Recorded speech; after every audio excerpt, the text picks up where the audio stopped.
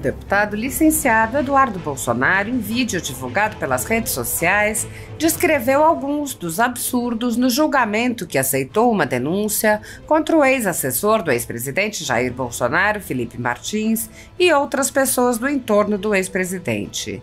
O deputado disse: a primeira turma do STF transformou Felipe Martins em réu, mesmo havendo completa ausência de materialidade na acusação feita pela PGR. Felipe Martins foi preso por causa de uma viagem que nunca existiu e agora está se tornando réu por uma minuta que também nunca existiu. É simplesmente bizarro.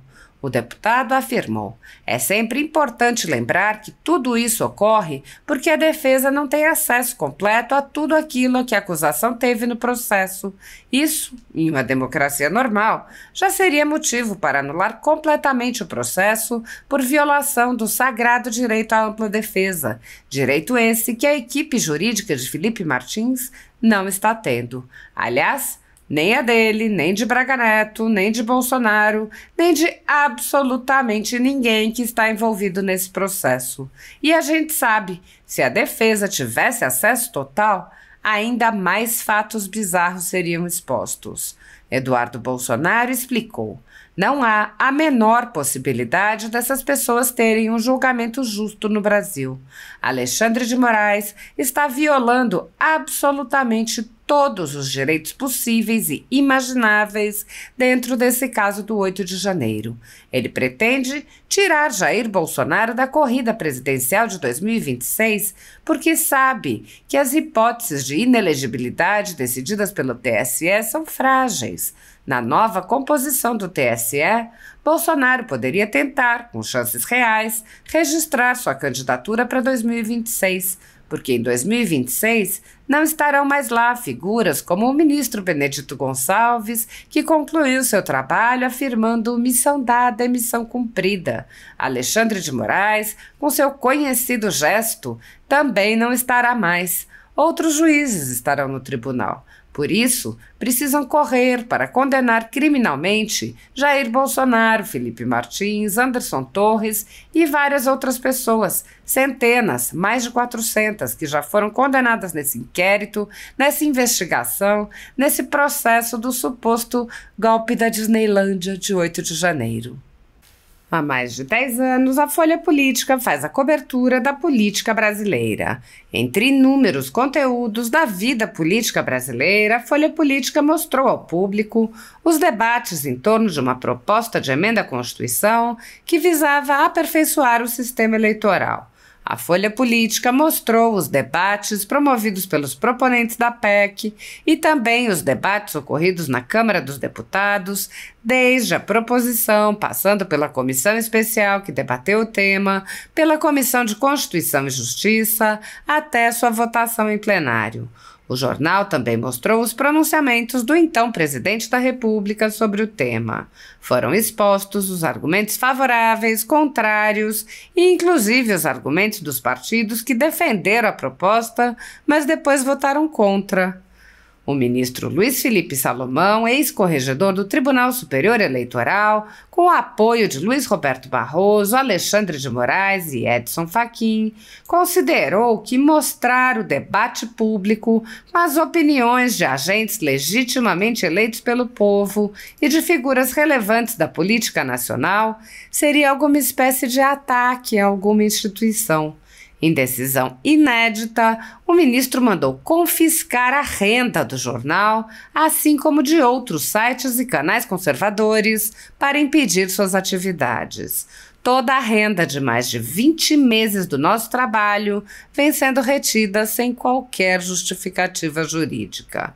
Entre os vídeos cuja renda foi confiscada pelo ministro Luiz Felipe Salomão estão transmissões de sessões do Senado Federal, da Câmara dos Deputados, da Presidência da República, do Supremo Tribunal Federal e do próprio Tribunal Superior Eleitoral, além de vídeos produzidos por políticos eleitos pelo povo, notícias pautadas pela documentalidade, pela publicidade e debates concernentes a temas relevantes para a democracia brasileira. Como parece ser praxe nos inquéritos políticos conduzidos em cortes superiores, matérias da velha imprensa são utilizadas como justificativa para impor medidas arbitrárias, ainda que as matérias não tenham qualquer base em fatos. E essas medidas arbitrárias permanecem em vigor enquanto os inquéritos são prorrogados indefinidamente, sem que os alvos tenham qualquer chance de defesa ou acesso ao devido processo legal. Se você apoia o trabalho da Folha Política e pode ajudar, doe qualquer valor à empresa Raposo Fernandes por meio do Pix, cujo QR Code está visível na tela, ou por meio do código ajude@folhapolitica.org. Caso não utilize Pix, há a opção de transferência bancária para a conta da empresa Raposo Fernandes, disponível na descrição deste vídeo e no comentário fixado no topo. Há mais de 10 anos, a Folha Política vem mostrando a realidade da política brasileira e quebrando barreiras do monopólio da informação. Com a sua ajuda, poderá se manter firme e continuar a exercer o seu trabalho. Pix ajude@folhapolitica.org. Assista. A primeira turma do STF transformou o Felipe Martins em réu, mesmo tendo a completa ausência de materialidade na acusação feita pela PGR. O Felipe Martins foi preso por causa de uma viagem que nunca existiu e agora está se tornando réu por uma minuta que também nunca existiu. É simplesmente bizarro. Acompanha que você também não vai acreditar na informação que eu vou te passar agora.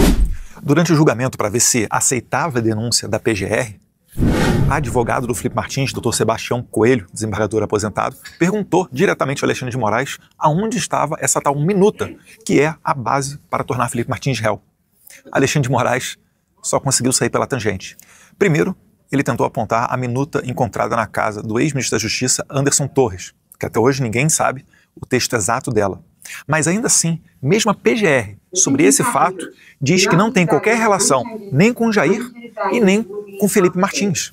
E além disso, a própria PGR não menciona haver ali um pedido ou a previsão de prisão de quem quer que seja. Então Alexandre de Moraes passou para a sua segunda desculpa esfarrapada. Ele menciona determinadas folhas que estão dentro do processo, mas ali não tem minuta nenhuma. São apenas fotografias que o Cid tirou do celular dele. Ele tirou a fotografia de um papel e mandou essa fotografia para o outro celular do próprio Cid. Trata-se, na verdade, de um discurso, mas ainda assim, ali também não previa a prisão de ninguém, quanto mais um golpe que seja. Essa fotografia tirada pelo Cid é datada de 28 de novembro de 2022, numa oportunidade em que ele estava no Rio de Janeiro, enquanto que Felipe Martins e Jair Bolsonaro estavam em Brasília. E a gente tem sempre que lembrar, isso tudo é porque a defesa não tem acesso completo a tudo aquilo que a acusação teve acesso no processo. Isso daí, numa democracia normal, já mataria todo esse processo. Seria nulo de pleno direito, só com base na violação do sagrado direito à ampla defesa, que a equipe jurídica de Felipe Martins não está tendo. Aliás, nem a dele, nem de Braga Neto, nem de Bolsonaro e nem de absolutamente ninguém que está dentro desse processo bizarro. Porque a gente sabe, se tiverem acesso, a gente vai expor fatos ainda mais bizarros. Imagine só. Mas retornando ao caso específico do Felipe Martins, né? Confrontado pelos advogados do Felipe, o Alexandre de Moraes não teve escolha a não ser admitir tacitamente que essa minuta, assim como a viagem para os Estados Unidos, também não existe.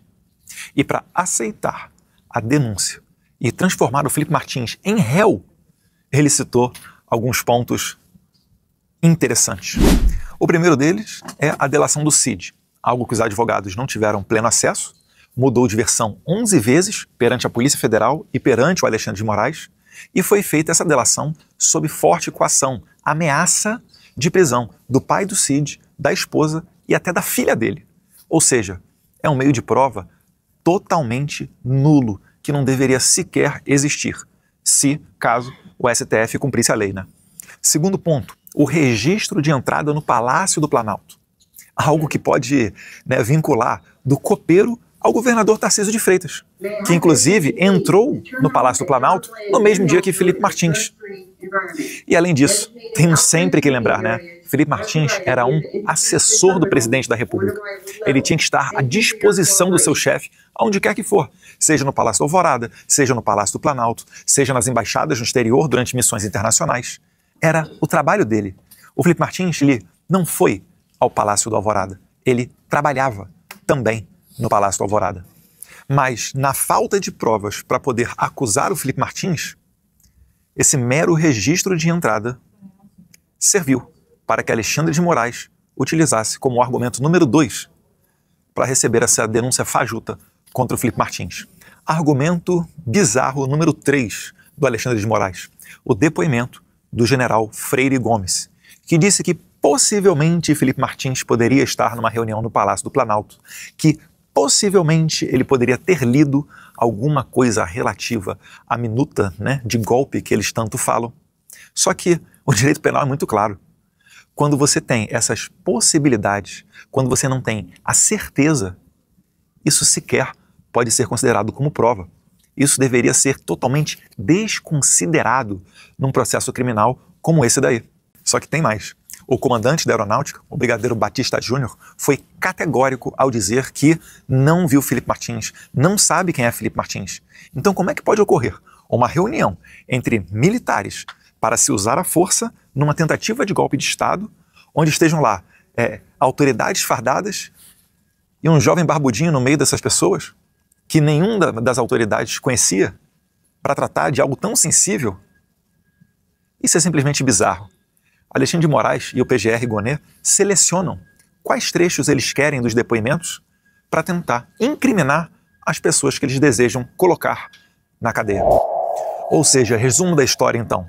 Não havendo nos autos algum documento que comprovasse a relação de Felipe Martins com qualquer ato criminoso que seja, o Alexandre de Moraes se apegou a um registro de entrada de um assessor do presidente na casa do presidente, o Palácio do Alvorada, e 2, o depoimento de um general que falou em possivelmente poderia estar e possivelmente leu algum tipo de minuta, contrariando o testemunho de outra alta autoridade, que era o comandante da aeronáutica, o brigadeiro Batista Júnior. Isso aí demonstra como que é frágil essa acusação. Para ter uma ideia, em determinado momento, a PGR tentou usar uma entrada do Felipe Martins no Palácio do Alvorada, dia 18 de novembro, para dizer que ele estava lá no dia 19 de novembro, no dia seguinte. É isso que a gente está falando. Não tem a menor possibilidade dessas pessoas terem um julgamento justo no Brasil. Alexandre de Moraes está violando absolutamente todos os direitos possíveis e imagináveis dentro desse caso do 8 de janeiro, porque ele pretende tirar Jair Bolsonaro da corrida presidencial de 2026. E ele sabe que as hipóteses de inelegibilidade que fizeram o TSE decidir que Bolsonaro não pode concorrer até 2030 são muito frágeis. E que na nova composição do TSE, Bolsonaro poderia tentar, com chances reais de sucesso, uma investida de registrar sua candidatura para 2026.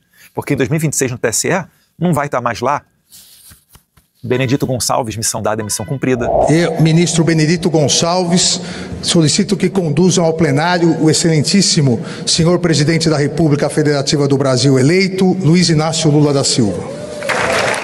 Missão dada, missão cumprida. Missão dada, missão cumprida. Não vai estar mais lá Alexandre de Moraes, que faz aquele sinalzinho. Não estará mais lá diversos outros juízes. E aí eles têm que correr para condenar criminalmente o Jair Bolsonaro e jogar ele dentro da lei da ficha limpa.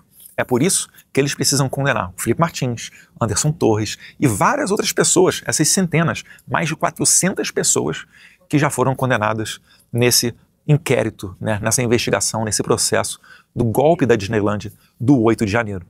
A gente vai seguir aqui, expondo e trabalhando, onde quer que seja, para trazer justiça ao Brasil, já que pelas mãos da Suprema Corte de Alexandre de Moraes, até mesmo, né, outros poderes estão de joelhos.